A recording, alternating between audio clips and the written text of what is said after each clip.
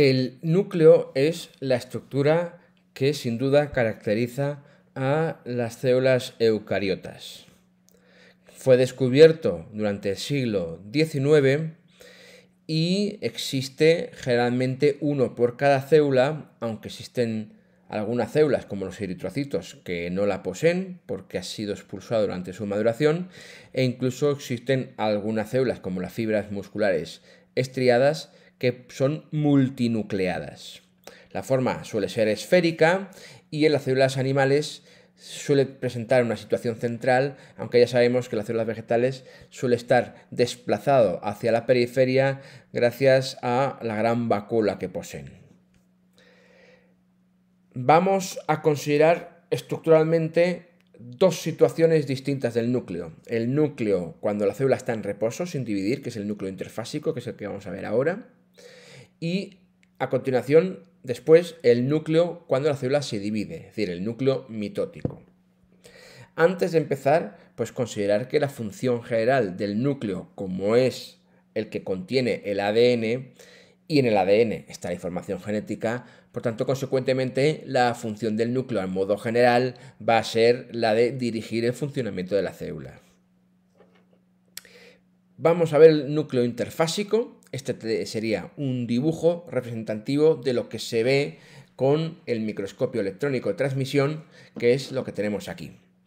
Tenemos cuatro grandes estructuras. De fuera hacia adentro serían la envoltura nuclear, que sería esto de aquí. Tendríamos un medio interno llamado nucleoplasma, la cromatina, que tiene este aspecto así un poco, digamos, rugosillo, este de aquí, y por último un corpúsculo que se encuentra dentro, que es el nucleolo. Empezamos por la envoltura nuclear. La envoltura nuclear, como se puede ver aquí, es una doble membrana, una membrana que tiene una estructura como todas las demás, porque es unitaria, es una bicapa de fosfolípidos con proteínas, pero en este caso es una doble membrana, como pasaba en mitocondrias y cloroplastos. Entre la membrana externa y la membrana interna se encuentra un espacio perinuclear de 20 a 30 nanómetros. Además, está llena, completa, festoneada de un montón de poros nucleares.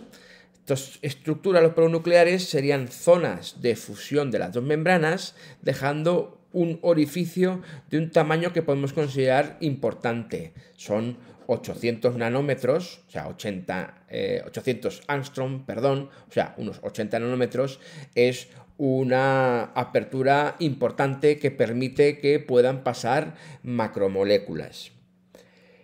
La función de los poros va a ser, por lo tanto, permitir el paso de sustancias hacia el interior o hacia el exterior. Son iones, precursores de ácidos nucleicos, como nucleótidos y desoxirribonucleótidos, también proteínas, como podemos ver, y ARN, que va a salir del núcleo porque son copias del ADN que nunca va a salir del núcleo. Vemos también que incluso existe una especie, este anillo proteico rodea lo que es el poro, pero tenemos también una proteína central que obtura parcialmente este poro y permite abrir o cerrar el paso a las moléculas que hemos aludido. Por otra parte, vemos que el retículo endoplasmático rugoso está en relación con la envoltura, por eso podemos ver que también hay ribosomas pegados a la envoltura, sobre todo en la membrana externa, porque la envoltura nuclear y el retículo endoplasmático rugoso, como se puede ver aquí, son estructuras que tienen una cierta continuidad. Dentro del núcleo tenemos el nucleoplasma, que también se llama jugo nuclear, también carioplasma. Es un medio interno acuoso de una composición bastante similar a la del citosol. Allí está la cromatina, como veremos después, también estarían las proteínas involucradas en replicación del ADN, también la transcripción, es decir, la formación de los ARNs, y luego también se encuentra el nucleolo.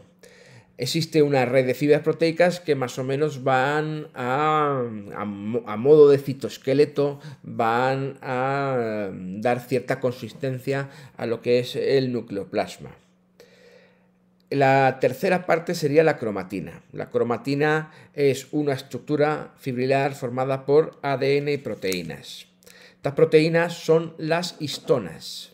Las histonas son unas proteínas básicas, es decir, que tienen gran número de aminoácidos con carga positiva, que van a encargarse del empaquetamiento del ADN. Resulta que el ADN es una molécula muy grande, muy larga, y para que pueda caber en una estructura que mide unas pocas micras de diámetro, tiene que estar convenientemente empaquetada, enrollada, y para ello van a contribuir estas histonas. Por tanto, la cromatina sería una nucleoproteína. Y las histonas, este carácter básico, va a compensar el carácter ácido del ADN. Estas histonas podemos ver que son de un tamaño pequeño y van a formar unas estructuras, esta especie de bolas, que son los nucleosomas. Los nucleosomas están formadas por 8 proteínas. Las histonas hay de 5 tipos: las H1, las H2A, las H2B, las H3 y las H4.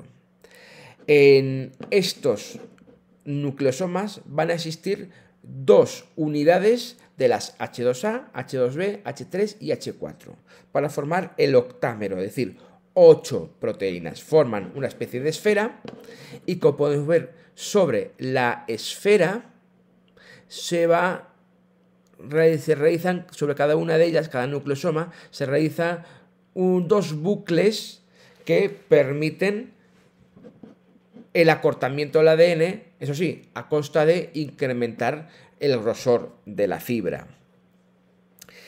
De hecho, el ADN tiene 2 nanómetros de grosor, ya lo que es el conjunto de un nucleosoma con el ADN enrollado en 2 bucles ya mide 10 nanómetros. Entre nucleosoma y nucleosoma estaría lo que llamamos el ADN espaciador. Al ADN espaciador se asocia la histona que nos queda, que es la histona H1. Estas histonas H1 permiten empaquetar los nucleosomas a modo de hélice o solenoide para formar una fibra un poco más gruesa, 30 nanómetros, y más compacta. Esa sería la fibra de cromatina. Y nos permite empaquetar el ADN para que pueda entrar en lo que es el espacio que deja el núcleo. Existen 2 tipos de cromatina: la heterocromatina y la eucromatina. Esta última, la eucromatina, se correspondería a la cromatina activa. Es más difusa porque está descondensada. Es decir, el ADN que va a ser expresado se tiene que descondensar, del mismo modo que nosotros abrimos un libro para leer el contenido. Por tanto, esa es la razón por la cual la eucromatina va a tener una apariencia difusa, porque están sus genes expresándose.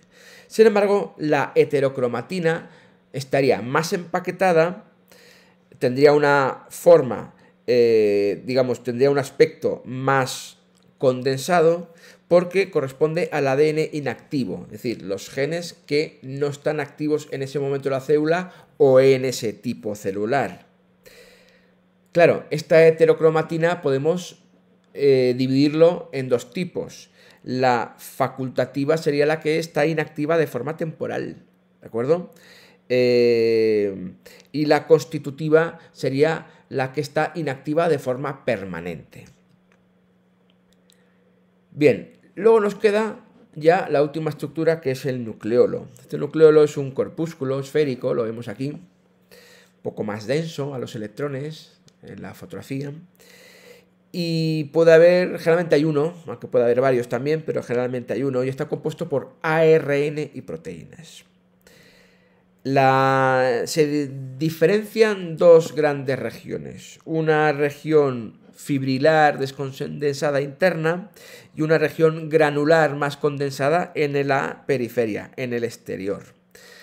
En la parte fibrosa, es decir, la región fibrilar, tendríamos lo que se denomina el ARN nucleolar, que serían precursores de muchos ARNs ribosómicos. En la zona de la periferia tendríamos ya subunidades ribosomales, en la cual este ARN ribosómico ya maduro se asocia a proteínas que han entrado por los poros y que proceden del citoplasma para formar las subunidades ribosomales. Rodeado al nucleolo estaría lo que se denomina el organizador nucleolar, que es nada más y nada menos que el ADN, es decir, cromatina, con los genes para sintetizar los ARNs ribosómicos. Dicho todo esto, podemos decir que la función del nucleolo es la de formar las subunidades ribosomales.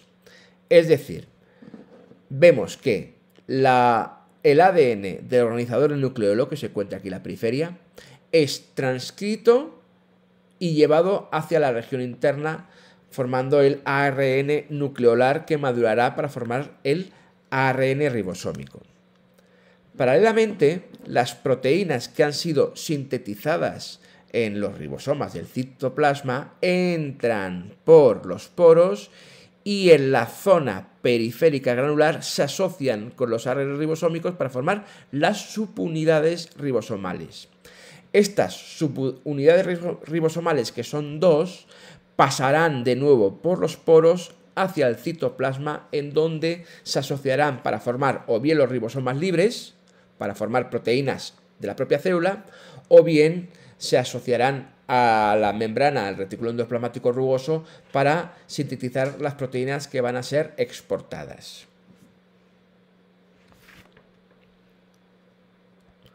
Pasemos a ver cómo es ahora el núcleo mitótico, es decir, el núcleo en el momento de la célula en que se está dividiendo.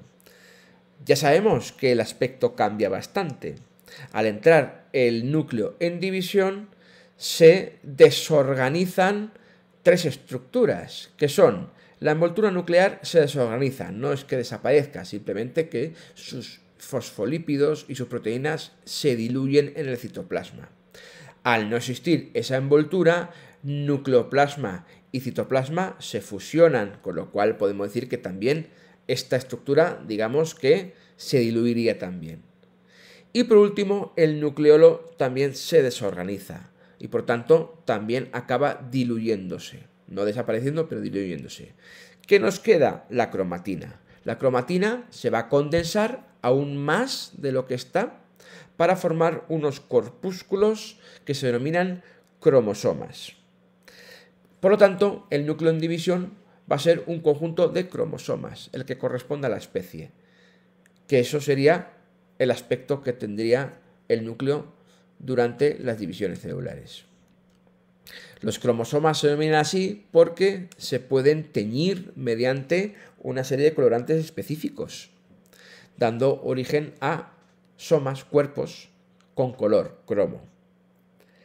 Podemos ver que corresponden a un estado de compactación mayor que el de la cromatina. Aquí tendríamos la fibra de cromatina. La fibra de cromatina de 30 nanómetros, formada por el ADN que se empaqueta en los nucleosomas, y estos nucleosomas se juntan a modo de hélice o solenoide. Este sería el estado del ADN, la condensación, el estado de condensación del ADN durante el núcleo interfásico. Cuando el núcleo o la cromatina o la célula inicia una división, este ADN se compacta más. Vemos que la cromatina empieza a formar unos lazos, estos lazos a su vez forman unos bucles y junto con un armazón proteico se condensa todavía más para formar los cromosomas, que por tanto corresponden efectivamente a niveles de condensación mayor. Esto es así porque sabemos que durante la división celular se tienen que distribuir de una manera exacta las dos copias de ADN que se han generado en la fase S previa a mitosis o meiosis. Para garantizar ese reparto que tiene que ser exacto, sin ningún tipo de error, existen estos paquetes de información, que son los cromosomas. Del mismo modo que si yo tengo que hacer la mudanza de una biblioteca, meto los libros en cajas, que sería un nivel de compactación mayor que el propio libro. Bien, vamos a ver cómo sería uno de estos cromosomas. En la metafase, esto sería un cromosoma metafásico. El cromosoma metafásico, que todavía no se ha partido por la mitad, cada uno de estos cromosomas poseen dos cromátidas, o es lo mismo, dos copias de ADN, de tal modo que la información genética que hay aquí es la misma que hay aquí, son copia una de la otra, y cada una de las cromátidas se dirigirá a cada una de las células hijas.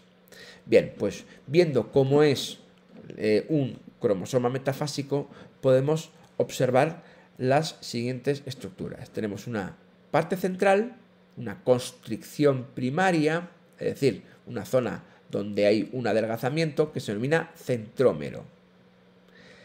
El centrómero se une al uso mitótico mediante una placa proteica que se llama cinetocoro.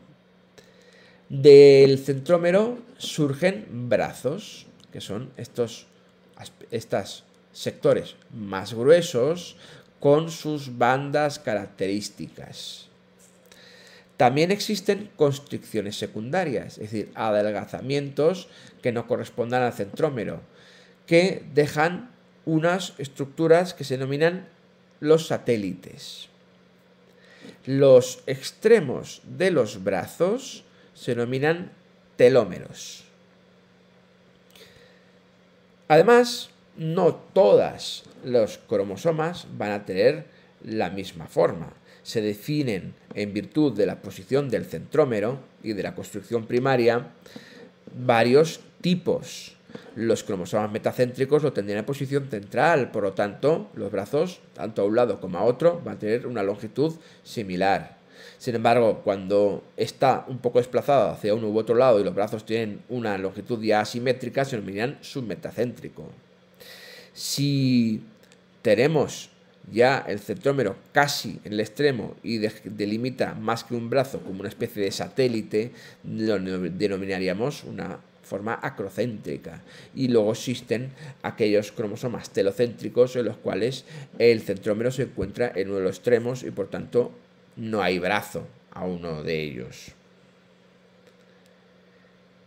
Las cromosomas, además, tienen una serie de características. Por ejemplo, cada cromosoma que se defina, porque cada una de las especies tiene un número característico de cromosomas, es lo que se denomina la constancia numérica, cada uno de los cromosomas va a tener sus propias características en cuanto a tamaño, forma y número.